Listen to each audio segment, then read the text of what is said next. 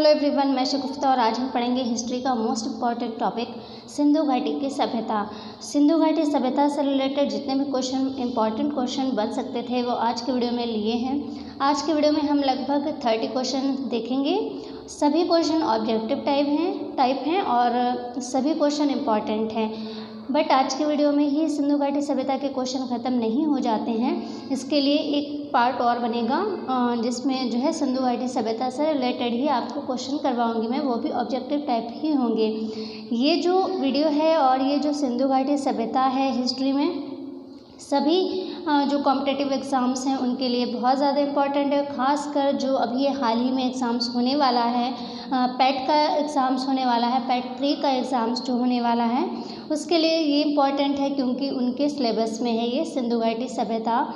तो पेट के एग्ज़ाम्स के लिए भी ये जो है कंपलसरी है क्योंकि उनके सिलेबस में है सिंधु घाटी सभ्यता। बाकी ये जो हिस्ट्री का ये जो टॉपिक है सिंधु घाटी सभ्यता मोस्ट इम्पॉर्टेंट टॉपिक है, तो सभी तरह के ऑल कॉम्पिटिटिव एग्ज़ाम्स के लिए ये इम्पॉर्टेंट है। तो चलिए वीडियो स्टार्ट करते हैं। इससे पहले हमारे चैनल पर नए हैं तो चैनल को सब्सक्राइब ज़रूर कर दीजिए, साथ ही बेल आइकन को भी प्रेस कर दीजिए। तो चलिए वीडियो स्टार्ट करते हैं। तो हमारा पहला क्वेश्चन है सिंधु घाटी सभ्यता से। जो पहला क्वेश्चन है वो है सिंधु घाटी सभ्यता के शहरों की गलियाँ थीं। मतलब सिंधु घाटी सभ्यता जो थी उसके शहरों की गलियाँ कैसी थीं? चौड़ी और सीधी थीं या तंग और मैली थीं या फिसलन वाली थीं या फिर तंग और टेढ़ी थीं? कैसी थीं सिंधु घाटी सभ्यता के शहरों की गलियाँ? ABCD कौन सा आंसर सही होगा? तो सिंधु घाटी सभ्यता के शहरों की गलियाँ जो थीं वो चौड़ी गलियाँ थीं और सीधी गलियाँ थीं। जो इसके प्रमाण मिले हैं तो उससे ये प्रूफ होता है कि सिंधु घाटी सभ्यता की गलियाँ जो थीं वो सीधी गलियाँ थीं और चौड़ी गलियाँ थीं। ठीक है, चौड़ी और सीधी गलियाँ थीं, यानी कि ऑप्शन हमारा कौन सा सही हो जाएगा? ए सही हो जाएगा। तो सिंधु घाटी सभ्यता के शहरों की गलियाँ कैसी थी? चौड़ी और सीधी गलियाँ थीं। टेढ़ी मेढ़ी गलियाँ सिंधु घाटी सभ्यता में नहीं हैं, बिल्कुल सीधी और चौड़ी गलियाँ हैं सिंधु घाटी सभ्यता में। नेक्स्ट क्वेश्चन देखते हैं।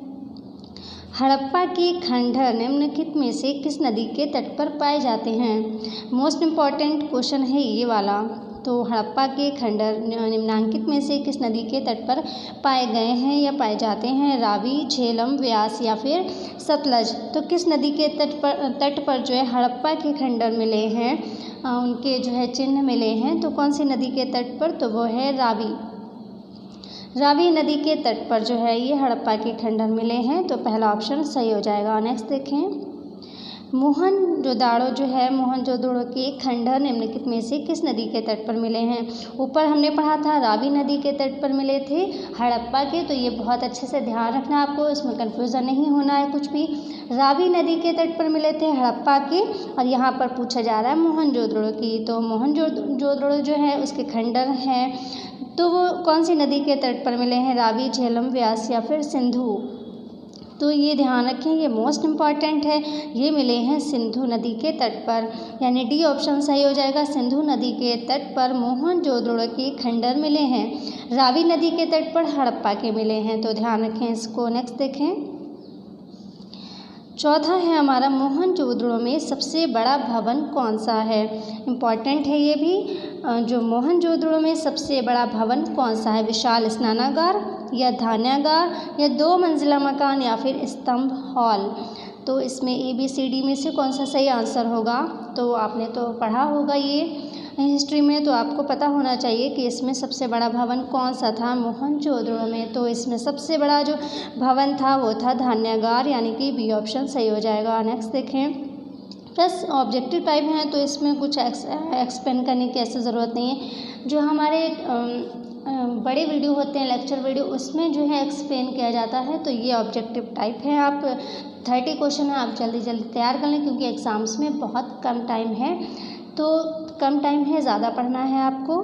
चलिए 5th नंबर है विशाल स्नानागार यानी ग्रेट बाथ जिसको बोलते हैं, कहाँ मिला था? हड़प्पा में, लोथल में मिला था या फिर मोहनजोदड़ो में मिला था? किस में मिला था विशाल स्नानागार यानी ग्रेट बाथ? वो मिला था मोहनजोदड़ो में, यानी कि डी ऑप्शन सही हो जाएगा। विशाल स्नानागार मिला था मोहनजोदड़ो में। तो ये भी इम्पॉर्टेंट है, कई बार ये पूछा गया है, ठीक है। तो ध्यान रखिएगा, मोहनजोदड़ो में मिला था विशाल स्नानागार यानी ग्रेट बाथ। नेक्स्ट है 6 नंबर, सिंधु घाटी सभ्यता की लिपि कौन सी थी? बहुत ज़्यादा इम्पॉर्टेंट है।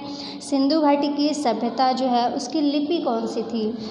तो लिपि थी कौन सी? तमिल, ब्राह्मी या फिर अरबी या फिर ज्ञात नहीं है। तो सिंधु घाटी सभ्यता की लिपि जो है वो ज्ञात नहीं है,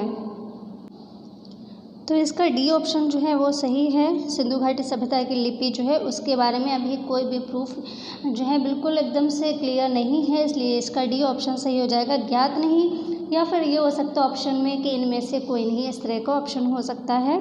तो यहाँ पर डी ऑप्शन सही हो जाएगा। नेक्स्ट है, देवी माता की पूजा किससे संबंधित है? आर्य सभ्यता से, भूमध्य सागरीय सभ्यता से, सिंधु घाटी सभ्यता से या उत्तर वैदिक सभ्यता के साथ? किससे संबंधित है देवी माता की पूजा, किससे संबंधित है? तो इसमें कौन सा आंसर सही होगा? देवी माता की पूजा जो है वो सिंधु घाटी सभ्यता के साथ जो है वो संबंधित है, यानी सिंधु घाटी सभ्यता से संबंधित है देवी माता की पूजा, ठीक है। तो याद रखिए, ये देवी माता की पूजा सिंधु घाटी सभ्यता में की जाती थी। नेक्स्ट देखें, सिंधु घाटी सभ्यता के पतन नगर यानी बंदरगाह कौन सा था? पत्तन नगर, ठीक है। तो सिंधु घाटी सभ्यता के बंदरगाह जो थे वो कौन से थे? कालीबंगन, लोथल, रूपपुर या मोहनजोदड़ो? ये तो बहुत ज़्यादा इजी है और लगभग सभी को इसका सही आंसर पता होगा। तो वीडियो को रोककर थोड़ा सा आप भी ट्राई कीजिए।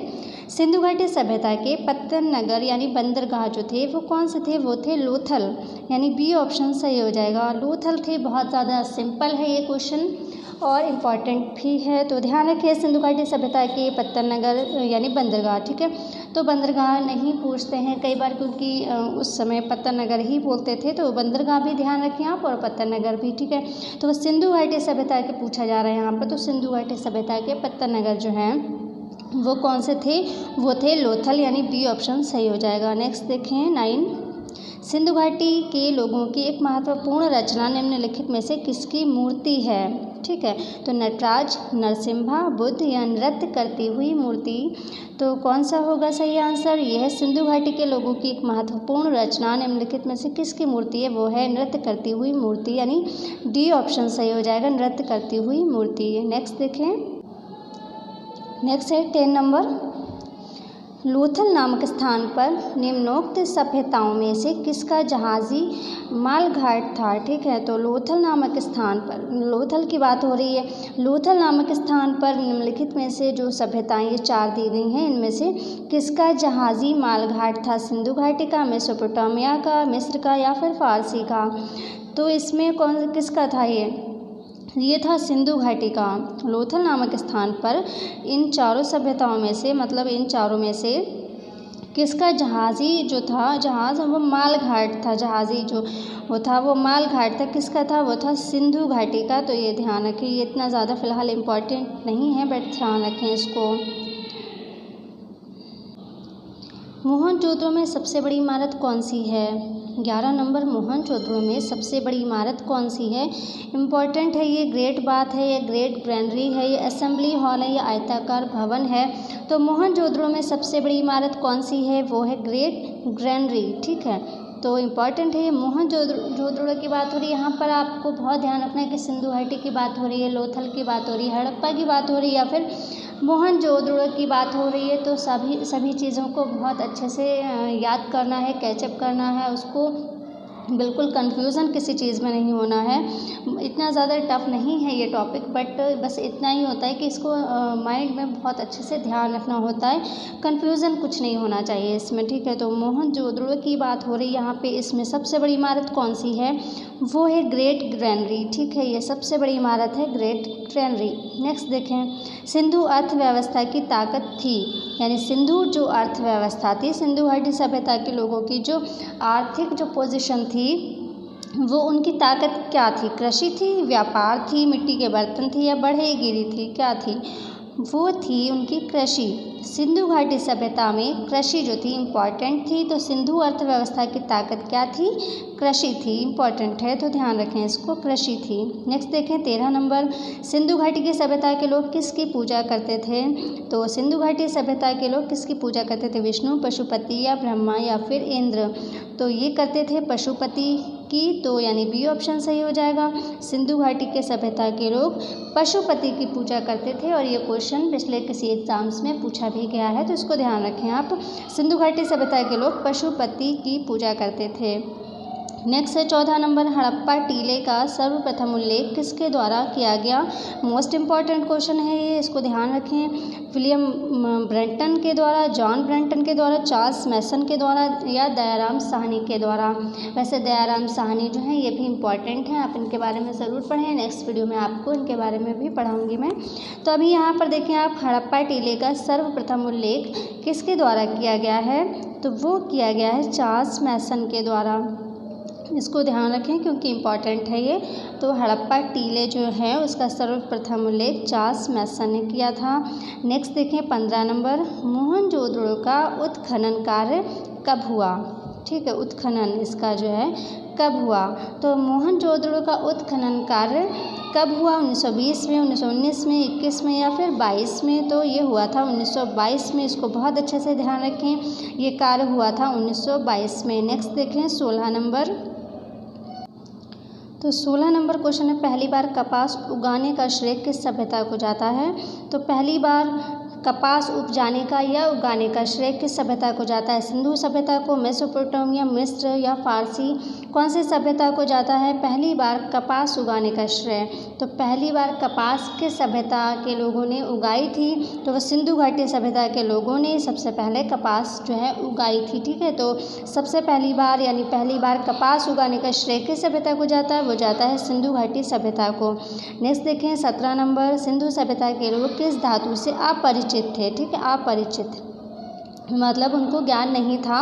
कौन सी धातु का ज्ञान नहीं था सिंधु सभ्यता के लोगों को? तांबा, कांस्य या फिर लोहा या फिर सोना? तो किस सभ्यता का ज्ञान नहीं था सिंधु घाटी के लोगों को? तो लोहे का ज्ञान जो था वो सिंधु सभ्यता के लोगों को नहीं था। ठीक है, तांबे का हो चुका था, कांसे का भी हो चुका था, सोने का भी। तो लोहे का जो ज्ञान था वो सिंधु सभ्यता के लोगों को नहीं था। तो सिंधु सभ्यता के लोग किस धातु से अपरिचित थे? ठीक है, अपरिचित थे, वो थे लोहा से। ठीक है, तो 18 नंबर देखें, सिंधु घाटी सभ्यता में तराजू कहाँ से पाया गया? ठीक है, सिंधु घाटी सभ्यता में तराजू, ठीक है, मापने वाला जो तोलने वाला तराजू है वो कहाँ से पाया गया? लोथल से, हड़प्पा से या मोहनजोदड़ो से या लरकाना से? तो सिंधु घाटी सभ्यता में तराजू कहाँ से पाया गया था? वो पाया गया था लोथल से। ठीक है, यानी ए नंबर सही हो जाएगा इसका, लोथल से पाया गया था तराजू। सिंधु घाटी सभ्यता में तराजू जो था तोलने के लिए वो लोथल से उसकी उत्खनन जो हुआ था वहाँ से मिला था तराजू, तो लोथल से मिला था, ध्यान रखें। और सिंधु घाटी की बात हो रही, ये भी ध्यान रखें। नेक्स्ट है, सिंधु घाटी सभ्यता के लोगों का मुख्य भोजन क्या था? सिंधु घाटी सभ्यता के लोगों का मुख्य भोजन क्या था? गेहूँ और जौ, चावल और जौ, चावल और गेहूँ या फिर केवल चावल? तो सिंधु घाटी के जो लोग थे उनका मुख्य भोजन था गेहूँ और जौ। ठीक है, गेहूँ और जौ जो होता है वो मुख्य भोजन था सिंधु घाटी सभ्यता के लोगों का। 20 नंबर देखिए, मृतकों का टीला किसे कहा जाता है? इम्पॉर्टेंट है, मृतकों का टीला किसे कहा जाता है? इम्पॉर्टेंट भी है और बहुत ज़्यादा सिंपल भी है, लगभग मोस्टली सभी को पता है। मृतकों का टीला किसे कहा जाता है? लोथल को, हड़प्पा को या मोहनजोदड़ो को या फिर लरकाना को? तो ये कहा जाता है मोहनजोदड़ो को, सभी को पता है। मृतकों का टीला किसे कहा गया है? तो मोहनजोदड़ो को कहा गया है और ये इम्पॉर्टेंट है, इसको ध्यान रखें। नेक्स्ट देखें 21 नंबर, हड़प्पा सभ्यता का कुल क्षेत्रफल कितना है? इसको याद रखें क्योंकि जब आपके सिलेबस में सिंधु घाटी सभ्यता है तो ये सब चीज़ें पूछी जा सकती हैं। वैसे कोई और कॉम्पिटिटिव एग्ज़ाम्स अगर हो तो ये वाला क्वेश्चन इतना इम्पोर्टेंट शायद ना हो, बट पेट के एग्ज़ाम्स के लिए क्योंकि उनका सिलेबस में सिंधु घाटी सभ्यता है, या और कोई ऐसा एग्ज़ाम्स है जिनके सिलेबस में सिंधु घाटी सभ्यता है, तो ये जो सभ्यता वाले जो क्वेश्चन मतलब सभ्यता वाला जो टॉपिक है अगर किसी के सिलेबस में है तो ये क्वेश्चन इम्पॉर्टेंट हो सकता है। तो हड़प्पा सभ्यता का कुल क्षेत्रफल कितना था? 18 लाख वर्ग किलोमीटर, 19 लाख वर्ग किलोमीटर, 10 लाख वर्ग किलोमीटर या फिर 13 लाख वर्ग किलोमीटर। तो ये इसका हो जाएगा 13 लाख वर्ग किलोमीटर। तो ये हड़प्पा सभ्यता जो है इसका कुल क्षेत्रफल था 13 लाख वर्ग किलोमीटर। तो आप 13 को ध्यान रखें, हड़प्पा 13, ठीक है। इस तरह से आप ध्यान रखें क्योंकि अलग अलग सभ्यताओं के अलग अलग क्षेत्रफल हैं। तो आप हड़प्पा का 13 इस तरह से आप ध्यान रखें, हड़प्पा 13। तो हड़प्पा का जो हड़प्पा सभ्यता जो है उसका जो क्षेत्रफल है वो है 13 लाख वर्ग किलोमीटर, यानी डी ऑप्शन सही हो जाएगा। 22 नंबर देखें, सिंधु की सभ्यता मतलब सिंधु घाटी की जो सभ्यता है उसका स्थल कालीबंगा कहाँ स्थित है? कालीबंगा जो है सिंधु घाटी सभ्यता का स्थल कालीबंगा कहाँ स्थित है? गुजरात, हरियाणा, राजस्थान या फिर पंजाब में? तो वो है राजस्थान में, ठीक। कालीबंगा जो है वो है राजस्थान में, ठीक है। ध्यान रखें, सिंधु घाटी की सभ्यता का स्थल जो है कालीबंगा वो राजस्थान में है, इसको ध्यान रखें, इंपॉर्टेंट हो सकता है। 23 नंबर देखें, सिंधु घाटी सभ्यता में कितने नगर थे? इंपॉर्टेंट हो सकता है ये। सिंधु घाटी सभ्यता में कितने नगर थे? 5, 6, 7, 8, ठीक है। कितने थे? वो थे 6। ध्यान रखें इसको, सिंधु घाटी सभ्यता में नगर कितने थे? 6 नगर थे। सिंधु घाटी सभ्यता में कितने नगर थे? 6 नगर थे। अगर आपको डिटेल में पढ़ने हैं ये जो 6 नगर थे इनके बारे में अगर आपको डिटेल में पढ़ना है तो आप मुझे कमेंट कर सकते हैं, उसके लिए भी आपके लिए वीडियो बना दूंगी मैं। तो सिंधु घाटी सभ्यता में 6 नगर थे, ध्यान रखना है आपको। नेक्स्ट है 24 नंबर, सिंधु घाटी में कितनी राजधानियाँ थीं? ठीक है, तो सिंधु घाटी में कितनी राजधानियाँ थीं? वो थीं 2 राजधानियाँ थीं सिंधु घाटी में, ठीक है। तो इसको भी ध्यान रखना, 6 नगर थे और 2 राजधानियाँ थीं सिंधु घाटी सभ्यता में। 25 नंबर देखें, हड़प्पा सभ्यता किस युग की थी? हड़प्पा सभ्यता किस युग की थी? कांस्य युग, नवपाषाण युग, पुरापाषाण युग या फिर लौह युग की? तो जो हड़प्पा सभ्यता, यहाँ पर हड़प्पा सभ्यता की बात हो रही है, ठीक है। तो सभ्यताएं बहुत ज़्यादा मतलब ध्यान से पढ़ना है, मतलब कन्फ्यूज़न नहीं होना है कि यहाँ पे हड़प्पा सभ्यता की बात हो रही है। तो हड़प्पा सभ्यता किस युग की थी?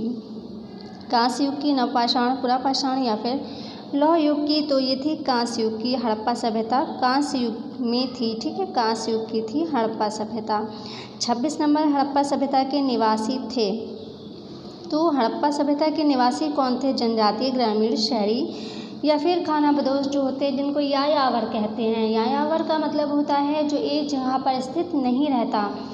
ये हिंदी में भी आपके काम आएगा। तो पर्यायवाचक जो होते हैं तो पर्यायवाचक में भी आप इसको ध्यान रखें क्योंकि ये एक बार टेट के एग्ज़ाम्स में पूछा गया था यायावर का, ठीक है। तो पर्यायवाचक दिया गया था जो मतलब 1 वर्ड जो होते हैं उनमें आया था आई थिंक। तो मतलब जो एक जगह स्थिर नहीं रह सकता उसके लिए एक शब्द, तो उसको यायावर कहते हैं, यानी कि खानाबदोश, ठीक है।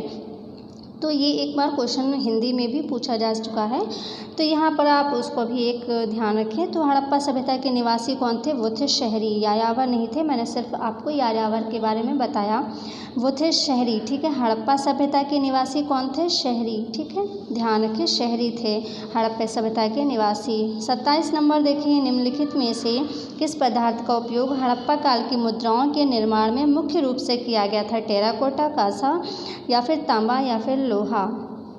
किसका किया गया था? टेराकोटा होता है जो मिट्टी के एक तरह से बर्तन जो बनते हैं उसको टेराकोटा कहते हैं। और गोरखपुर में ये इसका जो है अभी भी फेमस है, गोरखपुर टेराकोटा के लिए। तो निम्नलिखित में से किस पदार्थ का उपयोग हड़प्पा काल की मुद्राओं के निर्माण में मुख्य रूप से किया गया था? वो किया गया था टेराकोटा का, ठीक है। तो ये हड़प्पा का संबंध भी है टेराकोटा से, या टेराकोटा का संबंध हड़प्पा सभ्यता से भी है, तो इसको ध्यान रखें। 27 नंबर का ए हो जाएगा टेराकोटा। नेक्स्ट है 28 नंबर, हड़प्पा कालीन मोहरें, यानी मोहर जो होती है, मोहर मतलब जो सिक्का टाइप का या मोहर जो होती है, तो हड़प्पा कालीन मोहरें जो थी अधिकांशतः किसकी बनी थी? सेल खड़ी से, काचली मिट्टी से, गोमेद एवं चर्ट से या मिट्टी एवं तांबे से? तो किससे बनी थी? ये बनी थी सेल खड़ी से। जो हड़प्पा काल की जो मोहरें थीं वो किससे बनी थी, अधिकांश किससे बनी थी, वो बनी थी सेल खड़ी से। सेल खड़ी से, ध्यान रखें आप इसको, सेल खड़ी से बनी थी हड़प्पा काल की मोहरें। हड़प्पा के निवासी किस खेल में रुचि रखते थे, इम्पॉर्टेंट हो सकता है ये। हड़प्पा काल के जो निवासी थे वो किस खेल, हड़प्पा के जो निवासी थे वो किस खेल में रुचि रखते थे, कबड्डी, गुल्ली डंडा, बैलों की दौड़ या फिर शतरंज। तो वो शतरंज में रखते थे, ठीक है, रुचि। कौन, हड़प्पा के निवासी जो थे वो किस खेल में रुचि रखते थे, वो रखते थे शतरंज खेलने में। जी हाँ, शतरंज खेलने में, उस समय भी शतरंज खेला जाता था। तो इसका 29 का हो जाएगा डी, हड़प्पा के निवासी शतरंज खेलने में रुचि रखते थे। लास्ट क्वेश्चन है, सिंधु सभ्यता के घर किसके बनाए जाते थे, किससे बनाए जाते थे, ठीक है, मतलब किस मटेरियल से बनाए जाते थे। तो सिंधु घाटी जो सभ्यता थी उसके घर किससे बनाए गए थे, तो ईंटों से, पत्थर से, लकड़ी से या फिर बांसों से। तो ईंटों के बने हुए मिले हैं सिंधु सभ्यता के घर।